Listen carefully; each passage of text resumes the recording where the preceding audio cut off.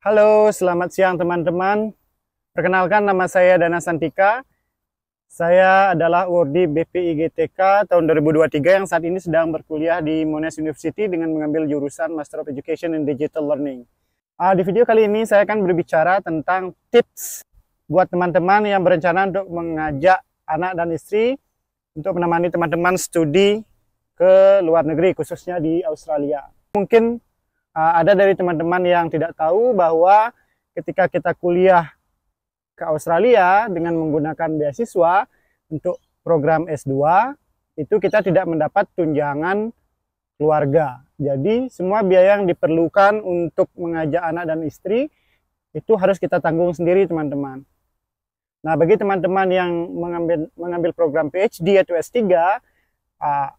dari beasiswa LPDP misalnya, mungkin teman-teman akan dapat tunjangan 25% dari biaya hidup bulanan untuk anak dan istri, tetapi untuk biaya keberangkatan anak dan istri, biaya keberangkatan keluarga seperti visa, kemudian asuransi kesehatan, tiket pesawat, dan sebagainya itu teman-teman harus tanggung sendiri.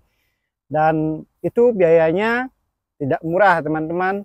Nah, untuk program S2 seperti saya yang durasinya 2 tahun, teman-teman, itu saja menghabiskan biaya sekitar 120 jutaan hanya untuk sampai di Australia saja. Belum lagi untuk biaya hidup bulanan untuk anak dan istri, di mana biaya atau di mana uang saku bulanan yang diperoleh itu alokasinya untuk satu orang saja, ya, untuk saya sebagai penerima beasiswa. Jadi harus diatur sedemikian rupa agar bisa cukup uangnya untuk satu keluarga. Nah, bagi teman-teman yang ingin membawa keluarga dan mengambil program S3 atau PhD, itu biayanya akan lebih mahal lagi, teman-teman, karena durasi studinya itu 4 tahun. Untuk asuransi kesehatannya saja saya dengar-dengar sampai sekitar 300 jutaan lebih, dan ini harus kita tanggung sendiri. Jadi ini adalah tantangan finansial bagi kita yang ingin mengajak keluarga untuk menemani studi kita di Australia. Nah, karena biayanya sangat mahal, teman-teman, maka kita harus bisa memaksimalkan biaya ini dengan cara memberikan pengalaman sebanyak-banyaknya untuk anak dan istri atau suami kita. Nah, bagaimana cara kita memaksimalkan kehidupan kita selama studi di sini agar biaya yang kita habiskan untuk mengajak keluarga itu benar-benar maksimal manfaatnya. Nah, inilah yang akan saya bahas di video kali ini, teman-teman.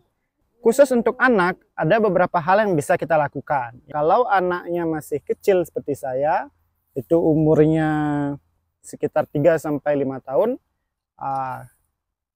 teman-teman bisa sekolahkan TK, kindergarten di sini secara gratis. Jadi kindergarten di Australia atau TK di Australia itu ada yang untuk umur 3 tahun dan 4 tahun. Dan itu sekolahnya 2 kali seminggu, yaitu bisa dipilih. Nah, misalkan anak saya Arka itu sekolahnya hari Senin dan Rabu. Gitu, teman-teman. Tetapi untuk bisa masuk TK itu ada syaratnya. Dan syarat yang paling penting itu adalah surat keterangan imunisasi lengkap standar Australia, teman-teman. Jadi sebelum teman-teman mau berangkat ke Australia, teman-teman harus siapkan dokumen ini. Jadi catatan imunisasi apa saja yang telah diberikan atau telah didapatkan oleh anak-anak kita di Indonesia, itu kita perlu bawa dokumennya. Bisa didapatkan dari dokter tempat kita imunisasi, atau seperti saya peroleh dari puskesmas.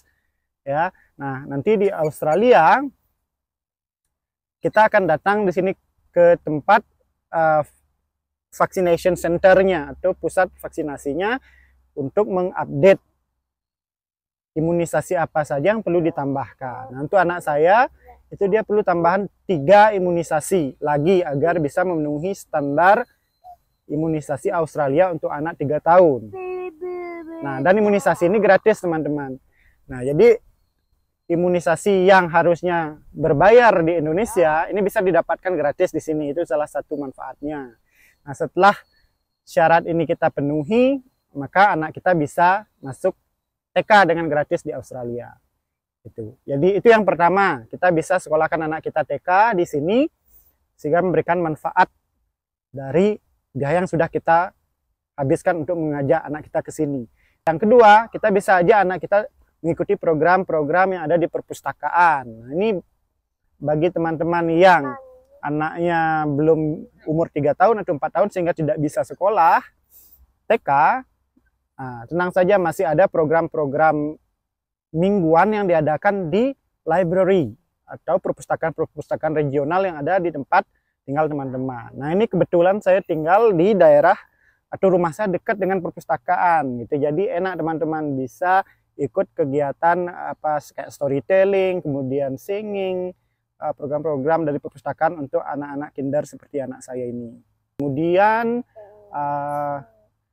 anak-anak kita bisa ajak jalan-jalan atau trekking ke alam liar di sini di Australia. Dan itu sangat bermanfaat bagi anak-anak kita.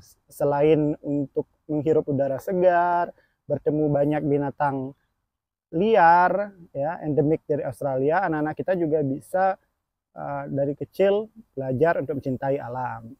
Kira-kira itu yang bisa kita lakukan untuk memaksimalkan biaya yang kita habiskan untuk mengajak anak kita ke Australia. Lalu bagaimana cara memaksimalkan kesempatan untuk pasangan kita, istri? Salah satu hal yang bisa kita lakukan yang paling penting adalah istri atau suami kita bisa bekerja full time dengan menggunakan visa dependen mereka. Jadi seperti istri saya bekerja sebagai kurir pengantar makanan di sini teman-teman, untuk dapat tambahan untuk sebagai backup untuk kebutuhan harian kami di sini.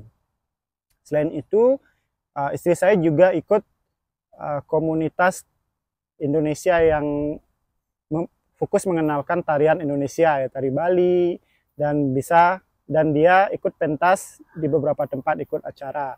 Nah, ini bisa memaksimalkan